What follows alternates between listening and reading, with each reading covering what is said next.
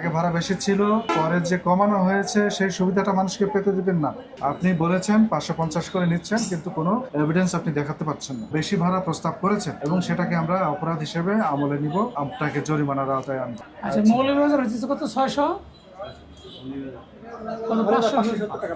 570 570 এটা 555 টাকা না?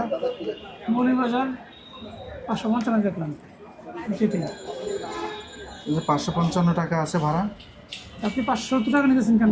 মামুনের যে আপনার খুলনা থেকে খুলনা থেকে মৌলভীবাজার, এখানে কি খুলনার ভাড়া টাঙিয়েছেন? জি না, তাহলে এটা আপনার ওই মামুন 8 নম্বর কাউন্টার থেকে আমাদের সরাসরি মামুন এন্টারপ্রাইজ। জি জি। আপনি সায়দাবাদ থেকে মৌলভীবাজার কত টাকা ভাড়া নিচ্ছেন সেটা বলেন। 570 টাকা আমরা বিক্রি করছি, 550 টাকা। 550 টাকা বিক্রি করেন। 570 টাকা কোথায় পেয়েছেন? 570 টাকা আরো আগে ছিল। কত আগে ছিল? আরো 6 মাস 1 বছর আগে আমরা 570 টাকা বিক্রি করি। পরে যে সরকার 555 টাকা করে দিয়েছে 2025 সালের জুন মাসে, জি। তখন থেকে আপনারা কমান নাই কেন? তখন 550 টাকাই রয়েছে না, এটা ওই তালিকাগুলো রয়ে গেছে। আমরা তালিকা চেঞ্জ করেন না, এই তো? 550 টাকার উপরে আমরা নিচ্ছি। এখন ভাড়া কি 550? 550। দেখি টিকিট দেখান তো। দেখান। এটা আমাদের এটা অনলাইন হয় না, এটা অনলাইন আমার এখানে না। হয়েছে একটা টিকিট না, একটা বিক্রি করে না। গতকালকে টিকিট বের করেন। গতকালকে টিকিট বিক্রি করছি। ডুবলি হেড অফিসে তো আমাদের হেড অফিসে, যে হেড অফিস কোথায়? রেল গেটের আগে বাম সাইডে দোতলা কাউন্টার। আপনাদের এখানে নাই? রেল গেটের আগে বাম সাইডে ওরা। এই তালিকাটা আপনারা পান নাই এখানে? এই যে 555 করা হয়েছে মৌলভীবাজারে ভাড়া, এটা আমাদেরকে দিচ্ছে, কোম্পানি দেয় না হয়তো। কারণ কি আগে ভাড়া বেশি ছিল? আগে 570 টাকা হ্যাঁ, ছিল। 570 ছিল, পরে যে কমানো হয়েছে সেই সুবিধাটা মানুষকে পেতে দিবেন না। না, অবশ্যই আমরা নিচ্ছি না স্যার। ওই যে ওইটা ওদের দেখে আসুন, ওইটা আমার কাউন্টার, ওইটা আমার। তাহলে এটা তো কমাইতে হবে, চার্টের তো বেশি আছে। তাহলে চারটা ঠিক করেন, চার্টগুলো ঠিক করতে আজকে চার ঠিক করেন। হ্যাঁ? আপনাকে একটা আইনের ধারা শোনাচ্ছি, আপনি বুঝেন কিনা দেখেন।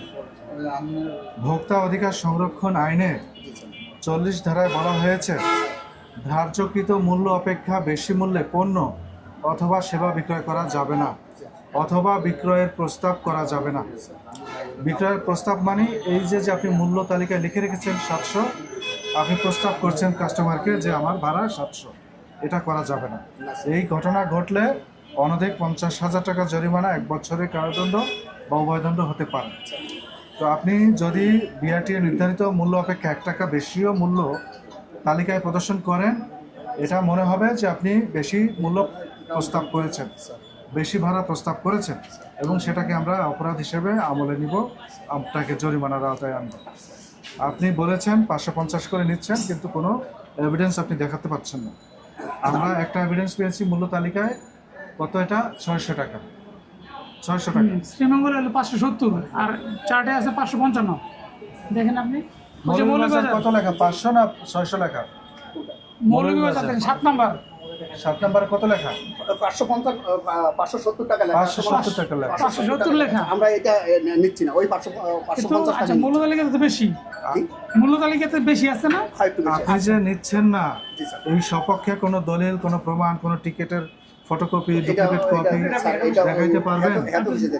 তাহলে আমরা তো হেড অফিসে আজকে অভিযান করতেছি না, এখানে করতেছি সায়দাবাদে। আমাদের সামনে তো আপনি প্লেস করতে পারলেন না। এখন তো আমাদের এই অপরাধকে, আপনি যে বিআরটিএ ভাড়া অপেক্ষা বেশি ভাড়া প্রদর্শন করেছেন, এটাকে আমরা অবলোকন করে চলে যেতে পারছি না। আপনার কাছে সুযোগ ছিল যে আপনি 550 নিচ্ছেন কিনা এর একটা প্রমাণ দাখিল করা, তাহলে আমরা সেটা বিবেচনা করি।